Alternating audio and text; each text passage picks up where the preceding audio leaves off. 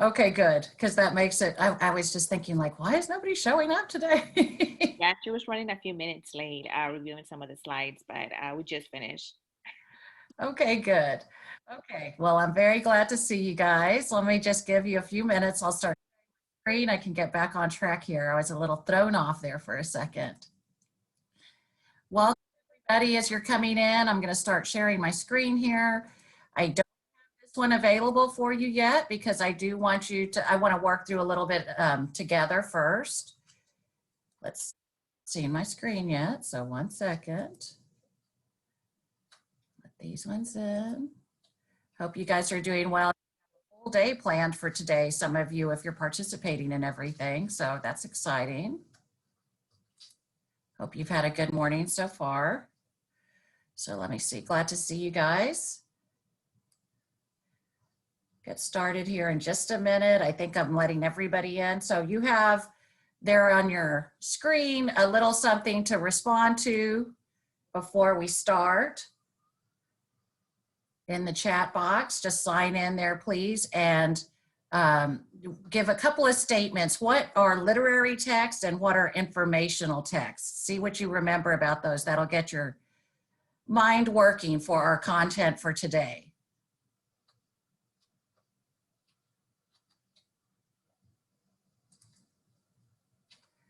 Okay, make sure I let everybody in.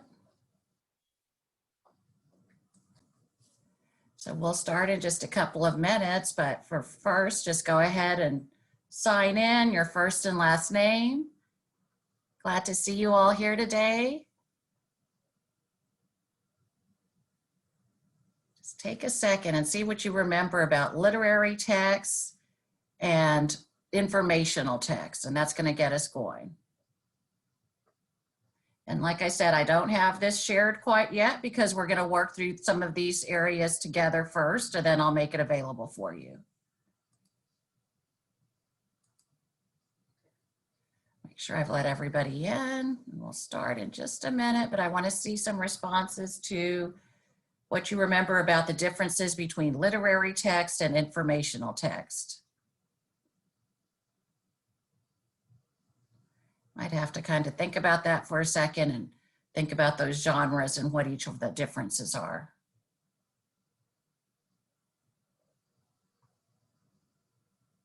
Just another minute.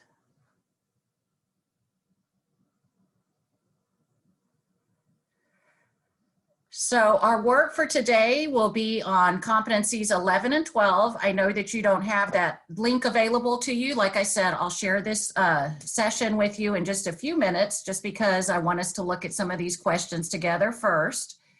But in a minute, I'll do an overview of what competencies 11 and 12 look like.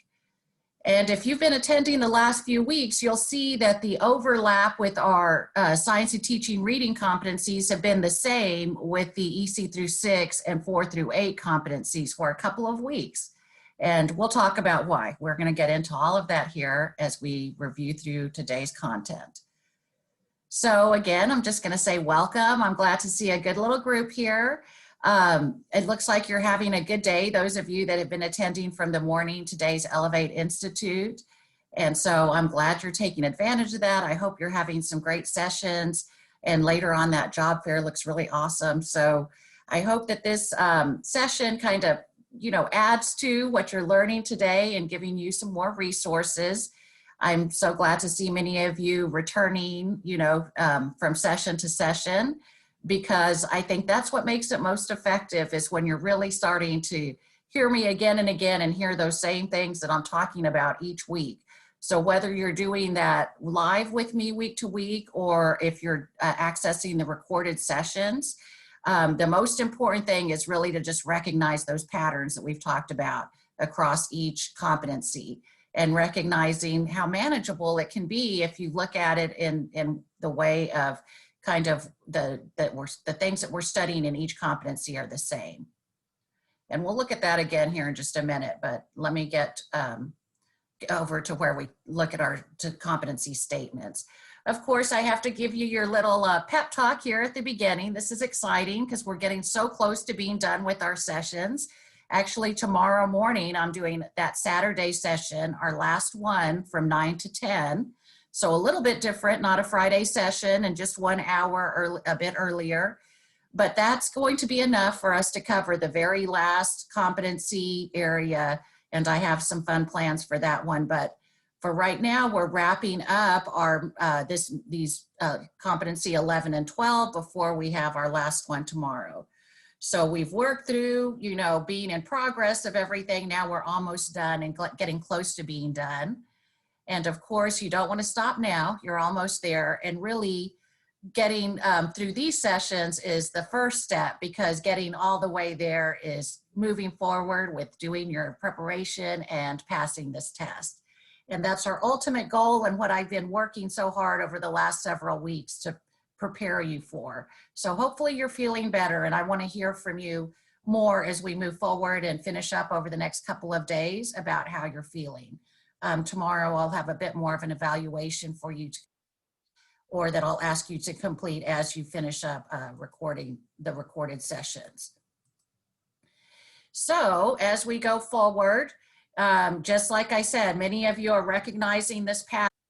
Review our competencies from today and kind of look where that fits in with everything else we've been studying. Look how we're moving through the areas and how that looks on the exam outline. And then, as usual, I have those practice questions for you, things I want you to look at, resources, all of that that's going to help you prepare for these particular sections, competency 11 and 12. And like I've said, if you're just joining, I haven't shared this quite yet. I will in a few minutes. I just want us to go through a couple of areas together first, and then I'll share the questions and all of the resources as we go a little further. So you recognize this as well. You start, you know, this is getting easier and easier, especially now we're getting to the end, but a real consistency in what I'm sharing with you and what I'm pulling together for resources. And as I prepared for this week and even for tomorrow's session, I am just feeling like, okay, we've got this. This is an area that I hope we feel more comfortable in.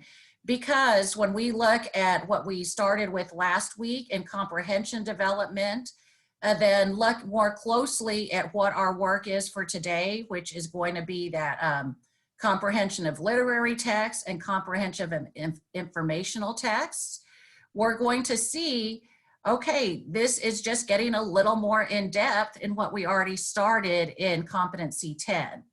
And so there's a lot of overlap. The resources are similar. They're just pulling it apart, thinking about these two different genres now. And so it seems a little easier, I think, because now the information is more specific to these genres instead of being all together in the development piece that we looked at last week.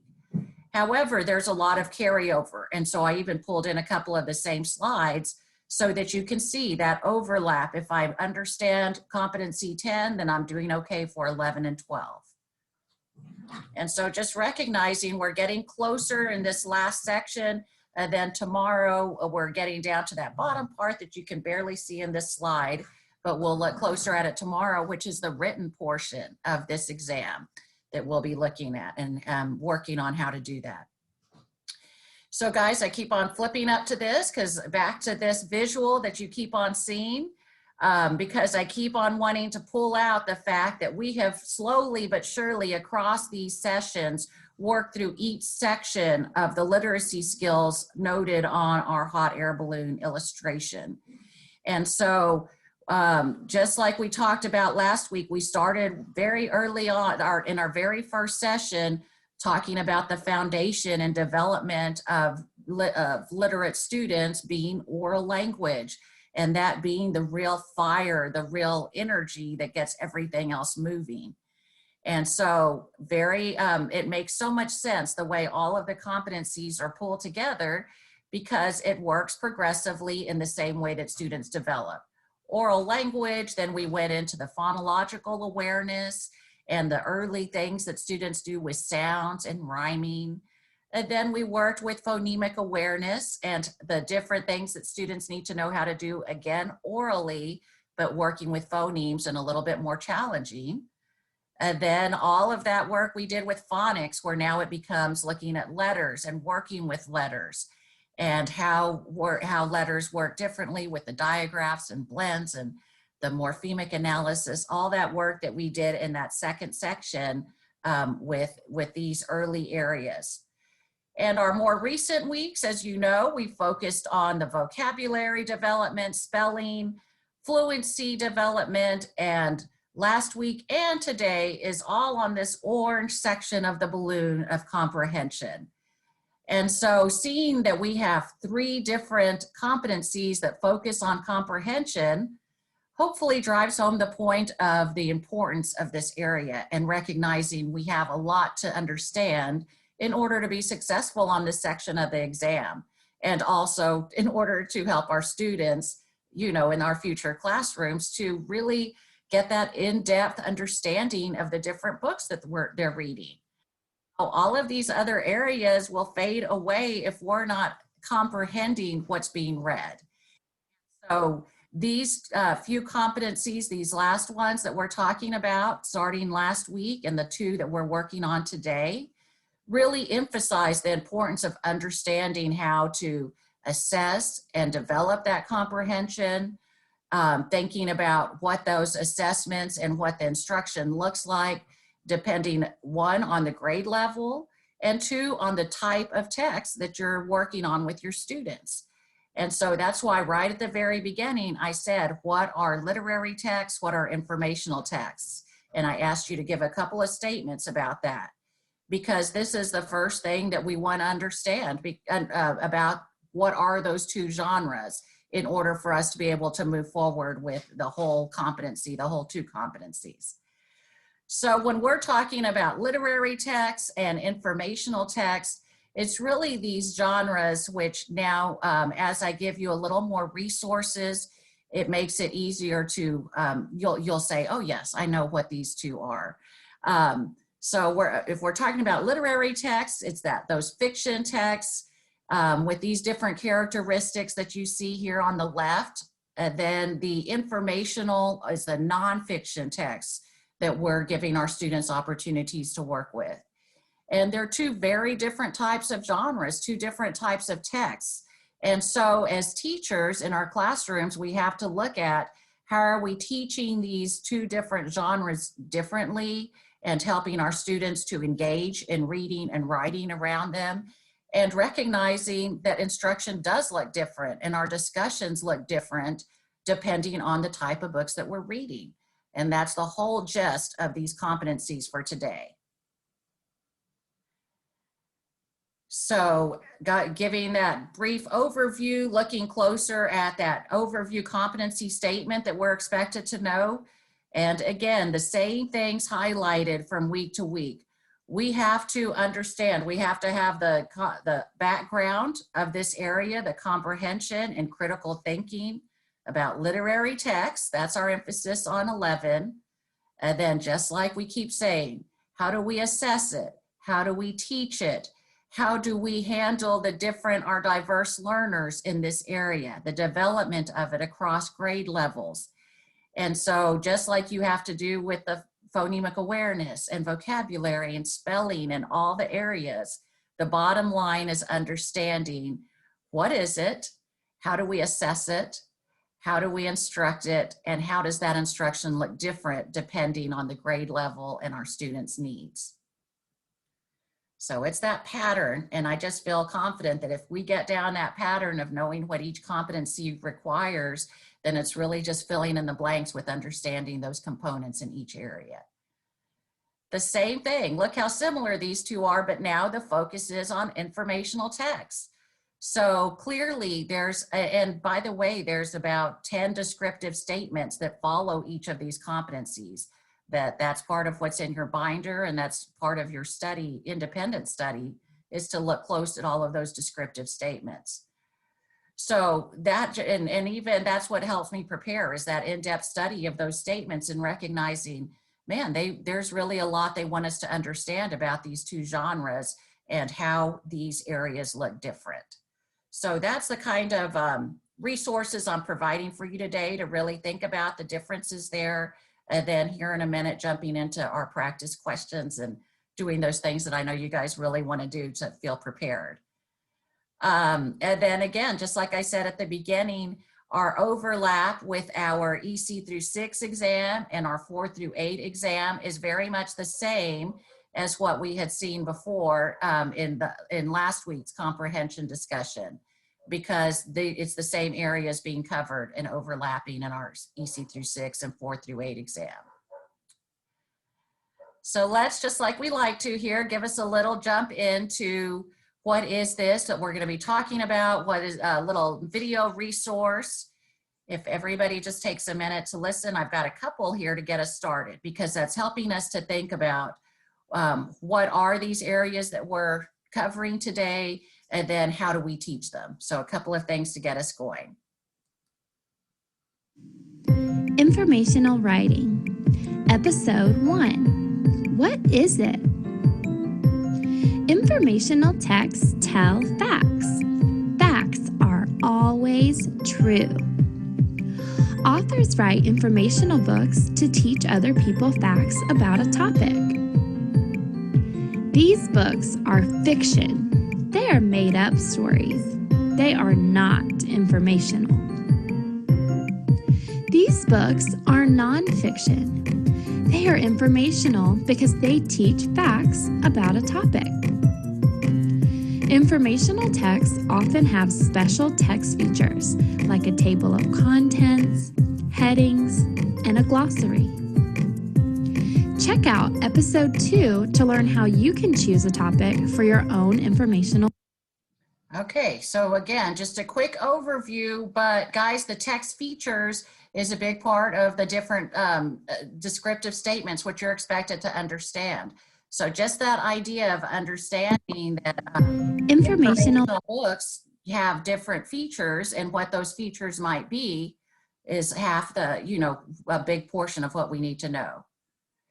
And then, just like I introduced you guys at the beginning, I said, sign into the chat box, and I originally had asked you to do comprehension strategies, and then I switched it to thinking about what were literary texts. Because the main thing of today, like I said, and that's why I changed our discussion at the beginning, is understanding the 2 different types of genres. But a little bit more beyond that is, what are the strategies we use to teach these? And so you start thinking back to your opportunities that you've had in your classes, as well as the observations that you've been able to see, and think, what strategies have I seen that relate to teaching comprehension? I'm going to put this video on, but go into the chat box and include a couple of strategies as you're watching. It's like, just to jog your memory, before, during, and after reading strategies, those things that we've talked about that help students to more deeply understand the story. So watch the video and contribute a couple of comprehension strategies that you can remember or that you can think of here as we get going. Okay, could I have group 1 please come up to the table? At Frank Love Elementary School, reading expert Shira Lubliner shows off a technique called reciprocal teaching that's designed to improve reading comprehension. Tap, tap, tap, tap. A sea otter lies on her back in the water. The goal of reciprocal teaching is to prepare students to run their own discussion, taking turns as leaders. But first, Ms. Lubliner shows them how to guide a conversation about a book. See, my first job is to ask a question. And I'm going to try and ask an important main idea question that starts with a question word. Let's see. What does the sea otter do to prepare lunch? There is no replacement for a teacher who can generate a good discussion and get kids to really ponder what they've read and the whys and wherefores, and connect those meanings to their own lives. Well, I'm going to predict that we're going to learn some more about what sea otters eat. Now it's time for the kids to lead their own discussion, with a little help from Ms. Lubliner. Is this a sign of danger? The kids begin with the first of 4 clear steps, asking a question. What do sea otters have to be careful of? The next step is clarifying the meaning of unfamiliar words. Prefer fur. It means like somebody likes something better than they like something else. Afloat. Jesse. Afloat means a little bit above the water, and they're floating on the water, not just under it or over it. The next phase of reciprocal teaching is summarizing, finding the main idea. Sea otters have a lot of enemies, so they have to be careful of eagles, white shining sharks, and fishermen. The final step is prediction. I predict that we're going to learn more about otters in this story. Reciprocal teaching promotes a give and take between teachers and students that achieves the ultimate purpose of reading, finding the meaning. Okay, so either unmute and tell me a strategy that you recognize or that makes you think about for comprehension, anything, or add it to the chat box here. What ideas or, things can you contribute as you think back to different ways we get students to comprehend or to help them comprehend stories? Looking in the chat box, or feel free to jump in. I like how she had students identify vocabulary words that they were unfamiliar with, and they were using parts of the story to define it. So then, when you do it beforehand, you're kind of just assuming what your students know, what words they know and don't know. But when you have them go through it, you're able to go through it with them, and you make sure that they understand, the vocabulary they need to comprehend the story. Good. And so you see that evidence of using that kind of book talk to go through and determine, which words might stand out as being a challenge, and helping with the strategy of using context clues, right? And picture words and the pictures in the book to help. So yeah, during reading strategy, or even before, if you're doing that in your introduction. Good. I would also say guiding students by asking questions, and then having them guide the discussion in order to comprehend what they're reading in their own words. Good. So questioning is a strategy, and a little more in depth with questioning is the types of questions that you're asking.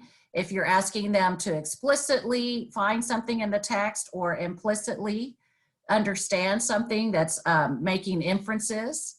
And so all of these things, hopefully, yeah, you're starting to think, oh yes, I remember we've looked at that, we've talked about it, because like we said, comprehension being the ultimate goal, we have to have a lot of ways to get there with our students because they have different strengths and needs when it comes to understanding stories. So those strategies are key. Anyone else? She did predicting also, because if they have not understood what they have read, then they cannot give you a prediction as to what's going to happen. Right. And so that before reading strategy, and then after reading to go back, was your hypothesis correct? Let's see. And that helps them to say, oh, I thought this, but now text evidence shows me something different. Or I thought that and I was correct, and here's where I find it in the book. So always making those connections back to the text, that's the kind of thing that you're expected to understand, that comprehension comes from genuine reading and writing and engaging in books and writing. Okay, it's not just worksheets following a reading and having them circle the right answer to show that they got the story or that they can find the correct. Okay, so I want to jump on to the other visuals that I'm providing here for you, things that will help you. Like I said, as I look through those descriptive statements, I see that they're expecting you to understand, what are the different genres and what types of stories would you expect to see within those genres. So just like we keep talking about, just having that vocabulary and those definitions, understanding that foundation is what's going to help you be successful to respond to a lot of the questions that are particularly in this section, but in all the sections. So another visual, because, looking at literary genres, we have to be aware of all the different types, and right away, and I think as I was looking at some of your answers in the chat earlier, you did point out fairy tales or literary genres or from that genre, or maybe I saw a folk tale, But look at all these different ones that we need to, the expectation is that you know what they are and what the characteristics of them are. And so if you see in a question, they're asking about what type of story uses a moral or lesson, then you should be able to identify it as a fable. So again, this is a helpful resource because it really breaks them down and just gives you hopefully a reminder. And if you need to go further, it's really looking at what are some actual fables that I should look at to help me remember what those are. What is an actual legend, a story that I need to look at? So this might be the start to your study if you find that some of these still are not familiar to you. So again, thinking about those literary stories, we have to be aware of, these are the things that we expect to see in those fairy tales and folk tales, that plot and theme and settings and conflict, and understanding how to get our students to deeply understand each of these elements is going to be key. And then, like we said, the other genre we're delving into in our other competency 12 is the nonfiction genre. So now we recognize we're not seeing plot and conflict and resolution as we do in the fairy tales. Now these books are the informational type of books, but they're set up in different ways. And understanding these structures is going to be important to, again, understanding this area and of course helping your students to comprehend them also.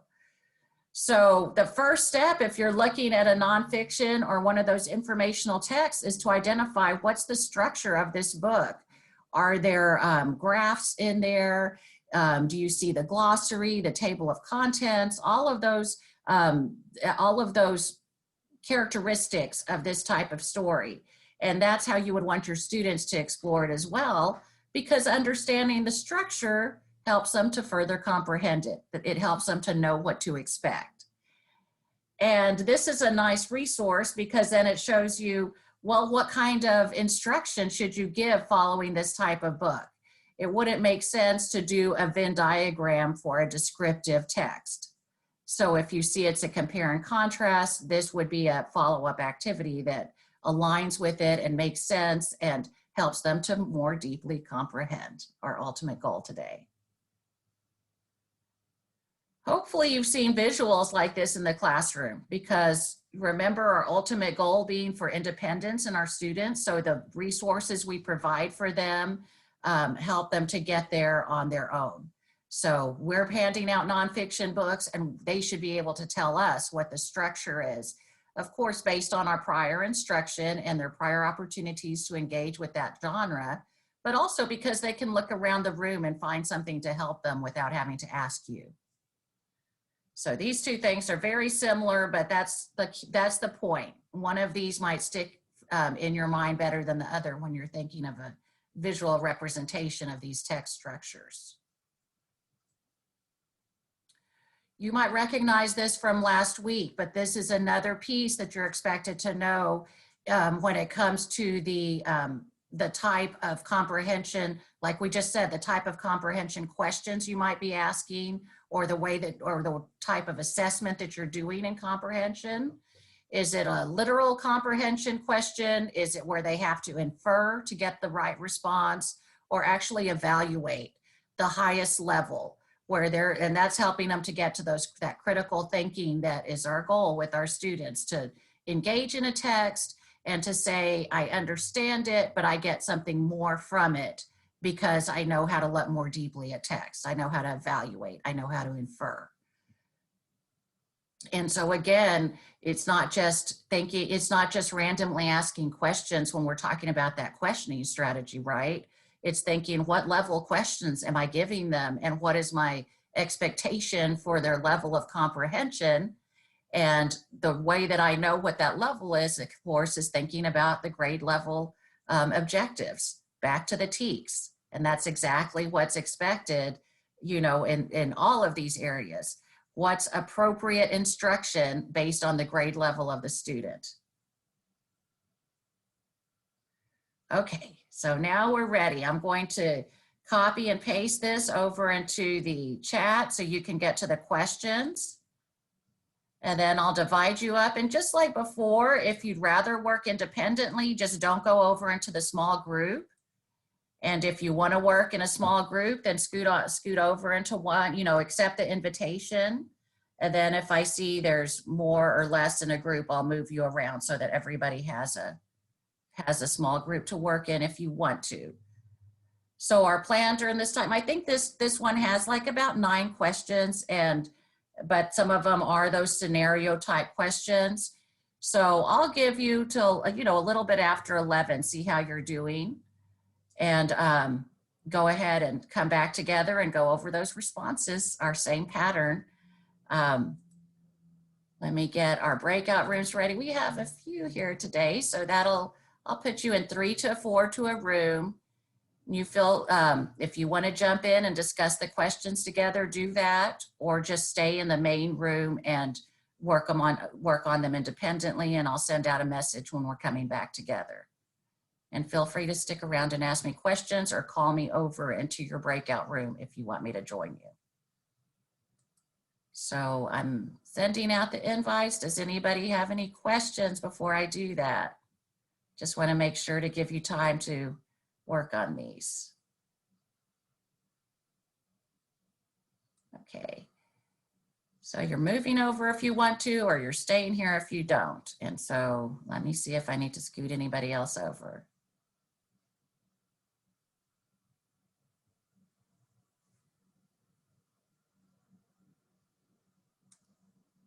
So all of you are choosing to work independently. Hi, Dr. Player, glad to see you.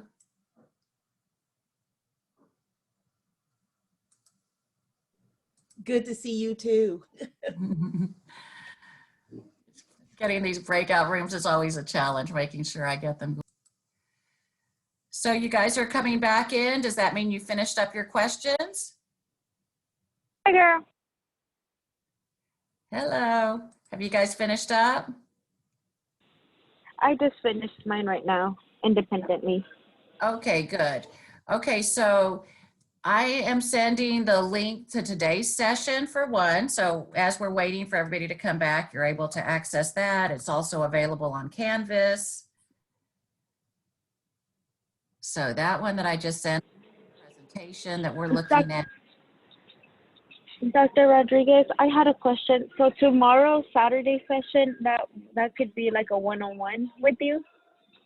Tomorrow is going to be one last session, all of us together from 9 to 10.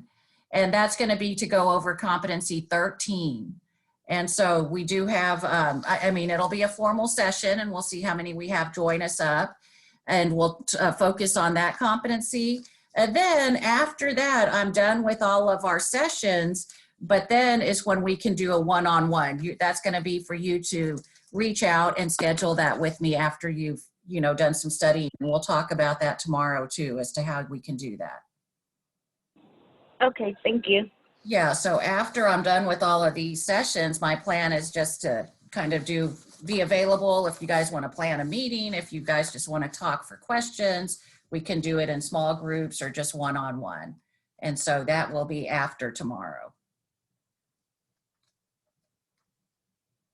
Any other questions, guys, before I call everybody back? I want to make sure to give at least until 11.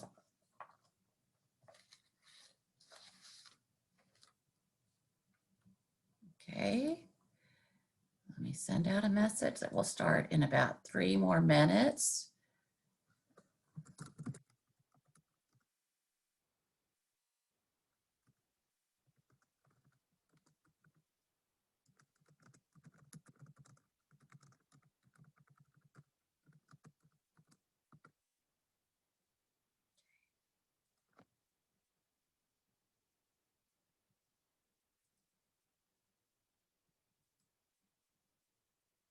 Dr. Rodriguez,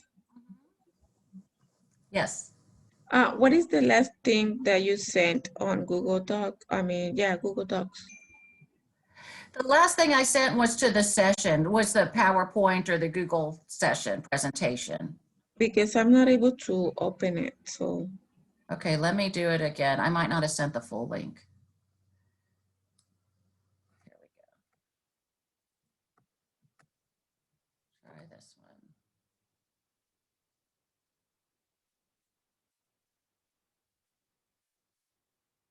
that should work for you. That's just today's session. And it's also there on Canvas. Yeah, okay. Now I'm able to open it. Thank you.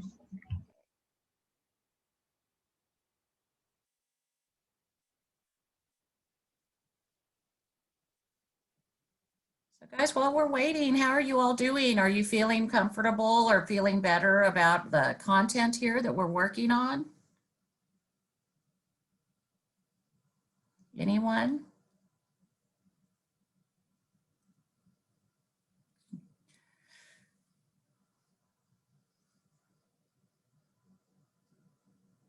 Crystal, how are you doing over there? Okay. Oh, look, I knew it was going to be Crystal that answered me, whether through chat or live. Thank you.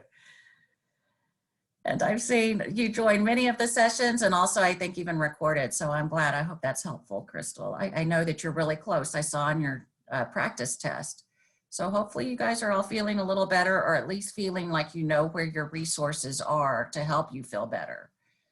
I mean, the thing that I keep saying is this is just like your intro, you know, a supplement to the studying that you need to do on your own. But if you're, you know, joining in our sessions, and it gives you a great starting point.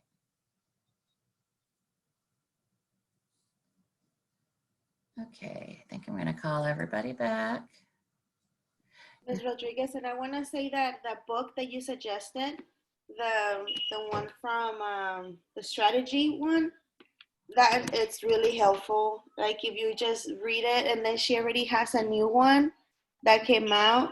I was like, oh, I need to get that one too. Yeah, which one are you talking about, from our class? Yes, it was the green one, the one that we had. It was a green one for writing strategies. I think it was it.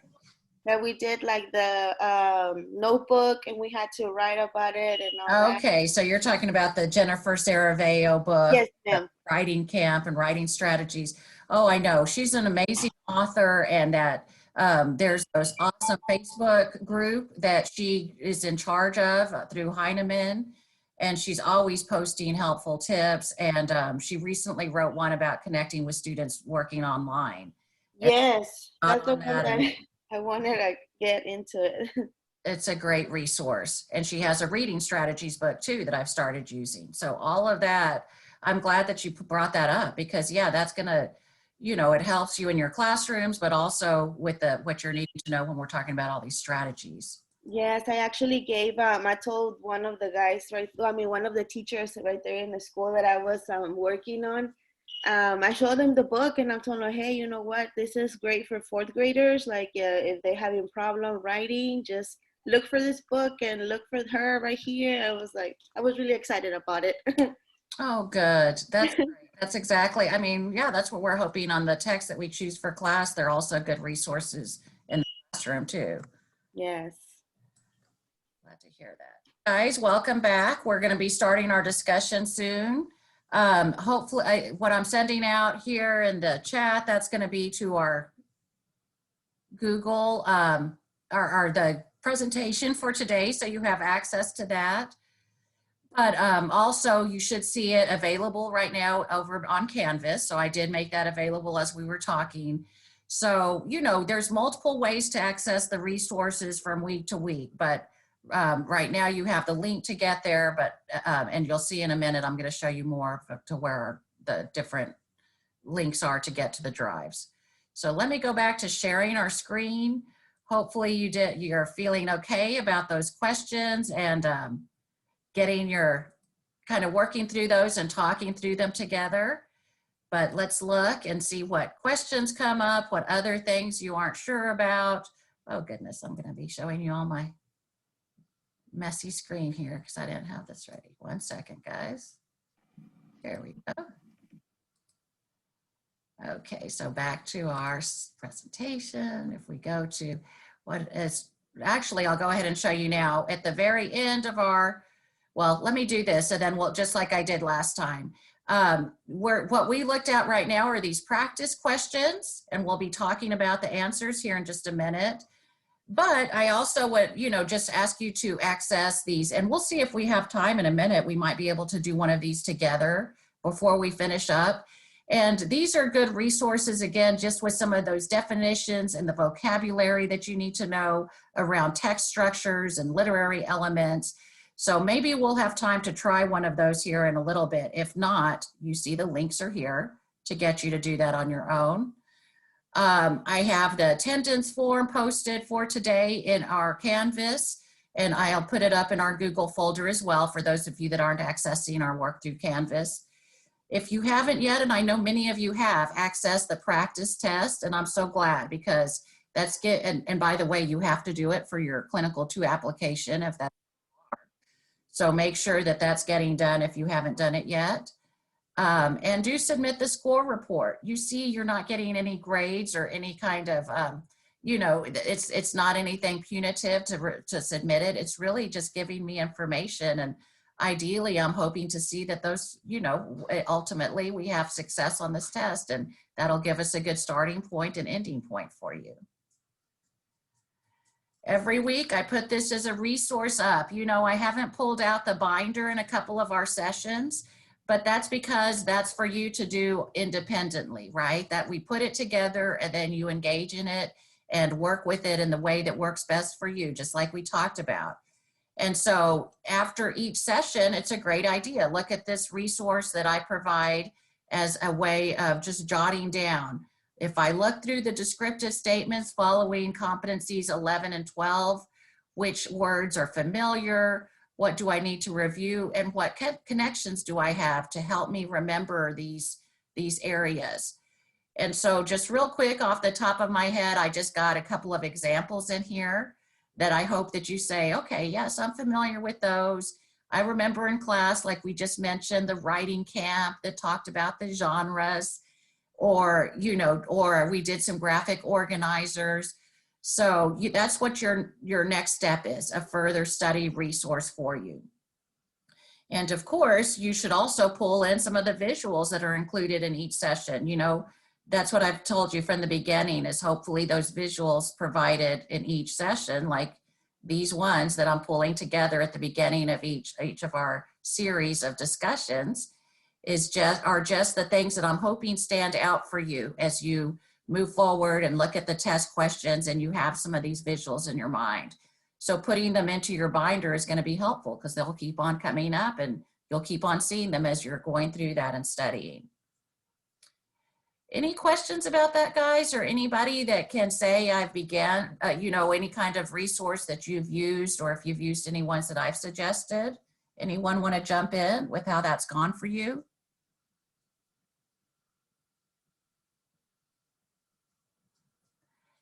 You know, at the very beginning, I said, you know, you're feeling nervous or you have anxiety, and the purpose of the work that I've done, you know, with these sessions is to help lessen that anxiety and to help you recognize that, you know, you should be nervous, you should be, you know, anxiety, because that's what gets our adrenaline flowing in order to get that mind working and do what we have to do to accomplish this goal.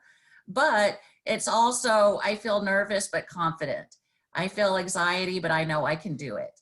And if you're not quite there yet, then let's work together some more to get you there. And that's really I like to hear that, oh, I don't feel, you know, I've got anxiety about it. Well, that means you're thinking about it. And that means that you're concerned about it. And you should be, because you need to be successful in order to, you know, be a fully certified classroom teacher.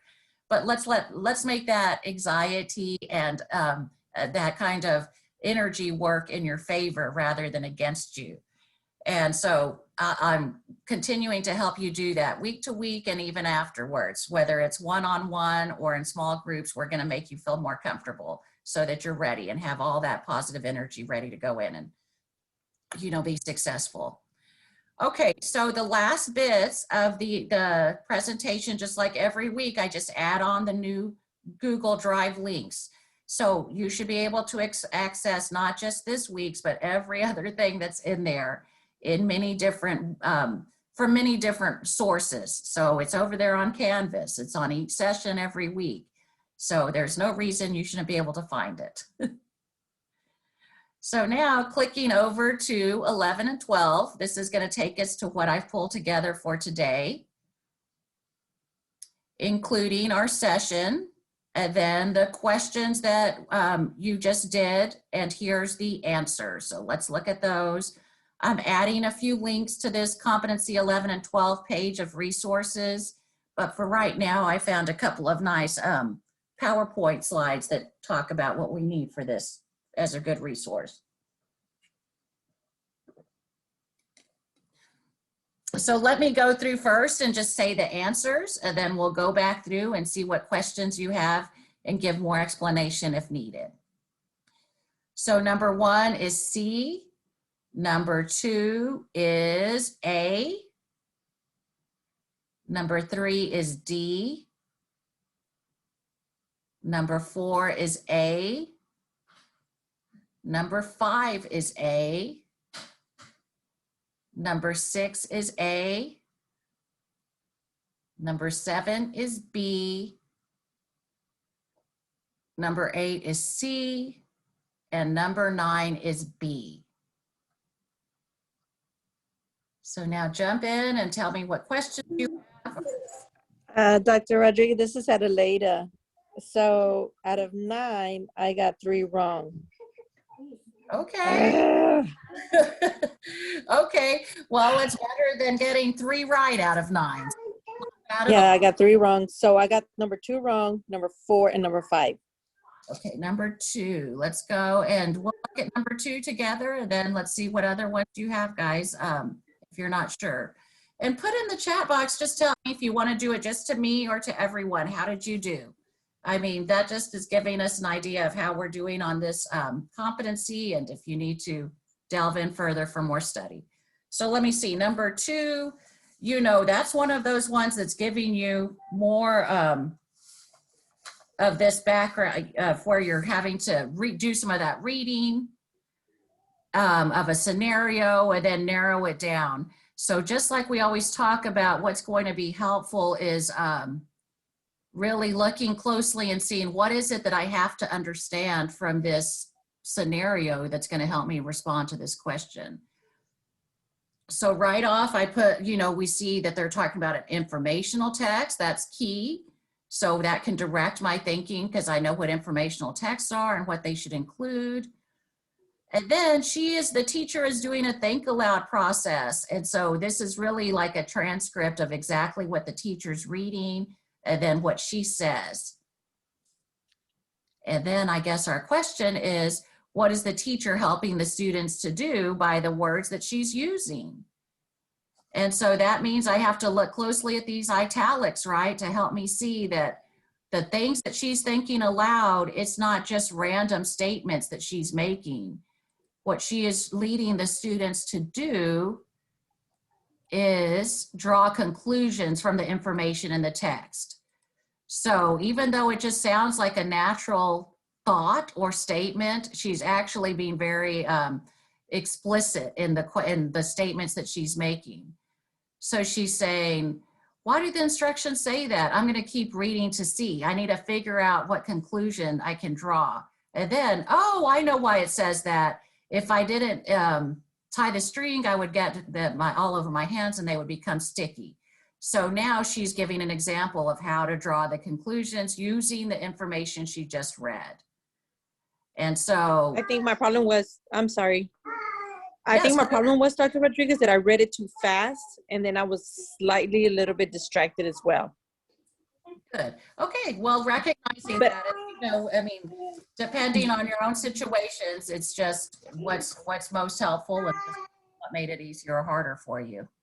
Okay, and I see the tips that you gave me. I see where it is A, because yes, so. Leading us to draw conclusions. Yes. And if I know what making predictions are and what locating an evidence in a text to support an argument, if I look at what she's saying, it's not leading to any of those things. Right. What helps you to make those connections. Okay, thank you for that one. Sure. Somebody else. I'm looking through. Okay, good, guys. I'm seeing a couple of you tell me I only got 2 wrong. Recognizing you might need a little more study in this area. Anyone else want to expand on any other questions that we had here? Can you do 4? Number 8. So let me do number 4 and number 8, and we'll see how both of those are. So again, to promote students' ability, let me see my notes, because I want to make sure that I point out. You ready? Oh, okay. So again, looking at the list of phrases that she posts to support students during discussion, what is it leading the students to do? How is that visual that the teacher has posted helping them to know what to apply during discussions about informational texts? So let's see. And again, we have to recognize, do we know what each of these things mean? Do we know what it means to use textual evidence to support claims? And if we do, then that's telling us, oh yeah, this is helping us to look back at what the author says and giving us some sentence starters to help us know, to help us get evidence from the text. It's not just what I believe, it's where it's coming from the text and having to make a further statement to prove it. So knowing what the question is asking you to do helps you to, again, align and figure out what the correct answer is. This is a big one too that I just want to point out. If we don't know what metacognitive strategies are, then again, that would be a confusion if that's what the question was asking you to do. So metacognition, that was something we talked about last week, and that comes up again and again in our vocabulary. So understanding if the students are able to talk about their thinking, if they're able to say, here's how come I made that correction when I was reading, because I looked at the picture and I made it make sense with what was in the story, then that tells us that they're able to talk about their understanding and talk about their thinking. That's their metacognition, their metacognitive skills. And sometimes students can't do that. Sometimes we say, how did you fix that? How did you know? And they just say, I'm not sure, because that's a higher level skill to be able to fix something and then actually be able to say how you did it. So that doesn't fit in this question, but it would in others, guys, because that's something, a skill that is expected as a part of comprehension. So I want to point that out because that's a big vocab word for us to understand. And then somebody had asked for number 8. So let me jump to that one. So this is one of the ones, like, I saw several examples where they give a little scenario and then give a few questions that go with that scenario. So it might take some reading and then some rereading depending on what the different questions are asking. So when we see the teacher asking them to explore these 2 different types of fairy tales from 2 different authors, when they're saying, what are they asking the students to consider? They're both fairy tales. They're not, so that's the same genre. Learning styles doesn't really fit in with how we're considering 2 different types of books. That's not that doesn't align that vocabulary term. And so we see, I think, going down to reading styles and writing styles might be where we narrow it down to how we often do. It comes down to 2 responses. And then it becomes, well, we're looking at, we're reading the fairy tales and looking at the differences between the 2 of them. And so that would tell me that we're exploring the authors and the way that they wrote these 2 stories differently. And so that fits in more with the writing style of what they're asking the students to do, what the teacher's asking them to explore. Does that make sense? Again, kind of breaking it down. Yes, thank you. Okay, guys, any other questions? Other ones as okay, I see a question for number 5. I looked over here at the chat. So let's do that one. 5th grade teacher, let me look at my answer too. Oh, okay, so this is a good one too that when I was pulling this question out, because it makes us think about the way that we have to think across the content areas, the disciplinary literacy skills. That was the vocabulary that might stand out for you there. One word, again, this is a key term. If I don't understand what these skills are, then I'm going to have a problem getting this answer correct. And so the disciplinary literacy skills have to do with the content area. I'm wanting to develop literacy skills within science, within social studies, within math, and recognize that we need to have different strategies for how to comprehend in each of those different content areas. And so in this particular question, they're using a graphic organizer for social studies texts. And so what is that helping students to understand about social studies literacy skills? And so, Y'all are so unorganized, and that's what I got it ready for y'all. so say that again. Was that comment for us? I'm sorry, I was talking to my daughter. Okay, I was going to say, I was okay, talking to my daughter. no problem. So guys, on number 5, whenever I'm looking disciplinary literacy skills, asking them to use a graphic organizer, that teacher is wanting them to recognize if we're in social studies, if we're in this content area, then a timeline is going to be something that might be used, and that's something that helps you to comprehend. If I'm reading in this content area, then I recognize that a timeline is going to give me information. It might be a globe that's being used, or a map, or something like that. And so this teacher's guiding them in an activity that helps them to recognize what's something within books that's used in this content area. So that's why we're saying that A is the correct answer there. And if we looked more closely at the other answers, it's just, it might be, we're not evaluating the sources. We're not identifying the sources. The teacher is the one that identified them. But what she's leading the kids to do is for them to recognize them. Okay, so that actually, these beginning verbs help us to distinguish the answer here. They're not identifying, they're not evaluating, they're not distinguishing. What they're doing, what she's leading them to do is recognize. Okay, other questions?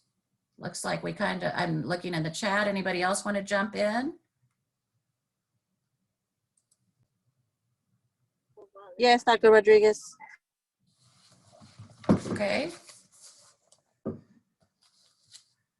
Okay, guys, so we have a few more minutes. We could either go through that Kahoot game together, or I could wait just a minute and see just overall what questions you have as we're reaching this point a little closer to the end of our series.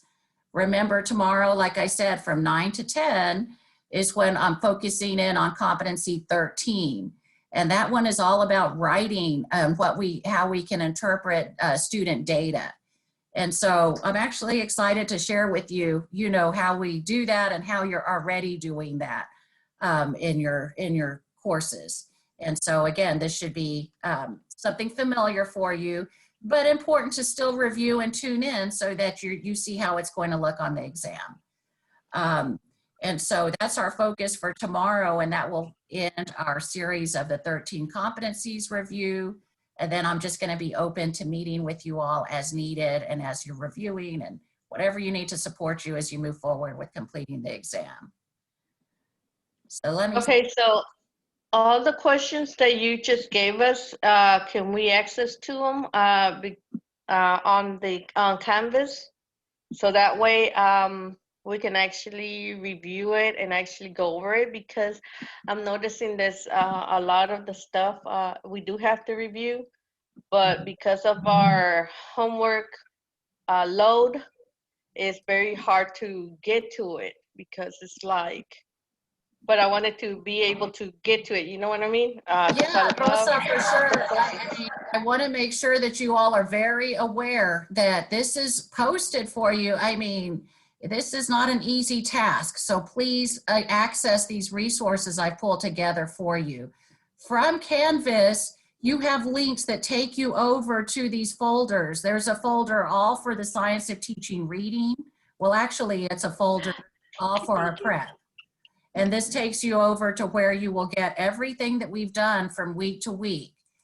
And so going into our STR sessions, going to each folder, it's divided up in the way that we met. And you will find resources, a lot of things in whatever time you need to take to find them and to go back and to delve into them, you do that. And within there, you will find the recorded session for those competencies of our session that we did together, as well as just a wealth of resources with that aligns with those competencies. So if you haven't explored those yet, I'm deeply encouraging you and asking you, begging you to do so, because I can't tell you the number of hours that have been spent pulling that together. And as I've done that, I just recognize, like, come on, guys, if you're getting in here, you're going to be okay. You're going to be okay. And you should see how it aligns with what we're doing in class as well. So as I'm going through, I'm just showing you it's all here. Rosa, do you see that? Yes, I see it. Because I accessed only one or two, and I kind of printed the words because I wanted to kind of memorize them. Okay. But the deal is that I haven't been able to get back into this to the Canvas one because I've been overwhelmed with all this homework and with the TK20 and the homework are so long. Yeah, so I'm going to try to get back to it and print them because I really want to sit down and actually just focus on this. Good. And so, and yes, your question was, can you get back to it later? And the answer is yes. And that's why, Rosa, because I understand this is in addition to the other work that you're doing, along with a little thing just called Living Life. And so recognize it's not easy, but that's why this has all been here, and they're recorded, they're accessible, it's there for you. And then further than that, I'm saying once you do get into it and have that time, then I'm available just to talk with you about what questions are still lingering after that. So take that time to do that. And also, guys, you're doing classwork, you're engaging in work and classes and homework and TK20, and you should be also saying, oh, here's why I'm doing this in class. Here's how it helps me on my certification exam. I keep on saying this, like, we're not just pulling activities out because they're fun or they're cute or they'll keep you busy. I mean, we're planning those activities specifically so, one, it helps you to be great teachers and successful in the classrooms, and two, because it's the material you're required to know on the exams. And so when you're doing your classroom assignments, you're studying for these exams. It's just up to you to make that connection. When we're doing the modules in my assessment class, you know, that we're focusing on phonetics awareness, you see that connection between what we're talking about in these sessions. So the point is that you feel overwhelmed, but make it work for you. Like, oh, I'm doing all of these things. How am I multitasking right now? And it should, you know, help you to feel a little more comfortable. Like, wow, I'm not just doing that for this class. It's going to help me to be a better literacy teacher. It's going to help me to know how to address different needs. And look, it addressed competency 6 too, and all of these descriptive statements. And so there's a real reason behind the work that you're doing, and you should see that alignment. Okay. Ms. Rodriguez, I'm sorry. Since I don't have you in the class, is there any way that I can see the other ones that you have? Yeah, Denise, so even from today's session, you know, what you will access is the Google Drive. You just won't get the Canvas. You're not on Canvas anymore, right? Because no, ma'am. Okay, so then you just go to all the links that are on those last 2 slides, and it'll take you to every folder. I've added on every single folder there. Okay. So that's giving you the same things. It's just I have different ways for students to access it depending on where they are. Okay, thank you, ma'am. Okay. And the same with you, Denise, be in touch if you want to meet once you're ready to take the test and you have, you know, I said we can meet for 10 minutes and you can ask me what is a diagraph, and we'll talk about it. Okay, so just questions like that. Shoot me a text, shoot me you know, some different meeting options, and we'll make it work. Thank you. Thank you so much. Okay. Okay, guys, well then I am going to wrap up. You have such a busy afternoon, an exciting day. But thank you so much again for your attention and for your work today and your participation. I just appreciate it. And I just love to see, you know, all of your comments and your feedback. Hope to see you tomorrow, our last session. But if not, then you definitely be in touch as you're studying and working, and let me know how I can help you. And wishing you the best of luck moving forward, and hope to see you tomorrow. If not, then let's be in touch, okay? Have a great rest of your day. Enjoy the afternoon. And, you know, I'm sticking around if you have other questions as we wrap up. Thanks, everyone. Again, thank you. Dr. Rodriguez, Awesome. I have a question. Yes, Cynthia. I was gonna ask you, well, at least I know for me, one of my weakest points in like reading is probably the type of assessment. What would you recommend? Like, do you think you can make like a little folder on the types of assessments that there are for reading? Like, I know there's I forgot the name of it, but I know we did it for one of our classes that you had over the summer.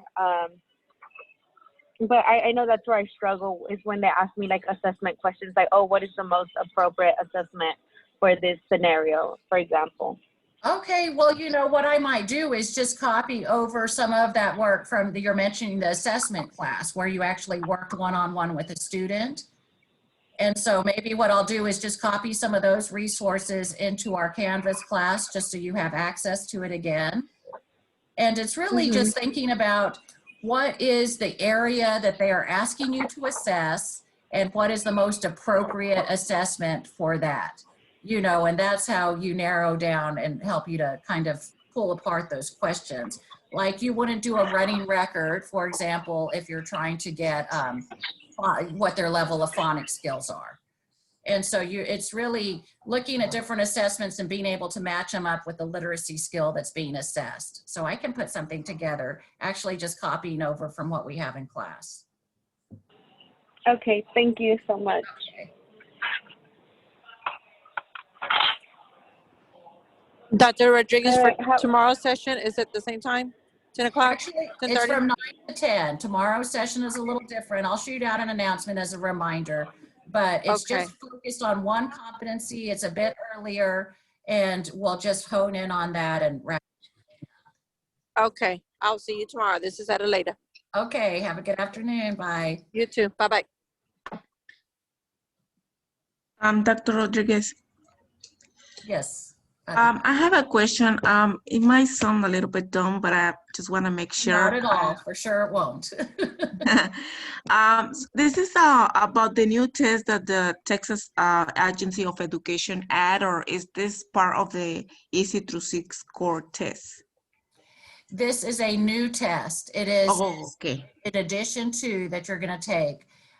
So Fatima, make sure you've watched the intro session, the very first one, and it's accessible on Canvas at the very top, because that's where I really do a breakdown of how the EC through 6 test changed, and how they brought in the science of teaching reading test.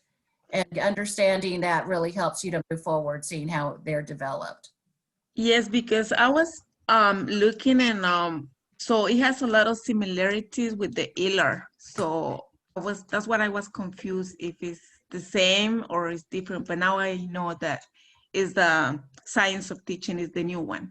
It is. It's the new one. And they also are changing the EC through 6 test so that there's not this extreme overlap. So they basically pulled out the work that's meant for pre-K through grade 3, grade 2, and made it into the STR, the Science of Teaching Reading exam, and then left the other work for grades 3 through 6 in the EC through 6 exam. And so it's like not like extra work, it's just designed a little differently now. So watch that intro. It really gives a nice overview of how those are developed. Okay, you said it's in Canvas, right?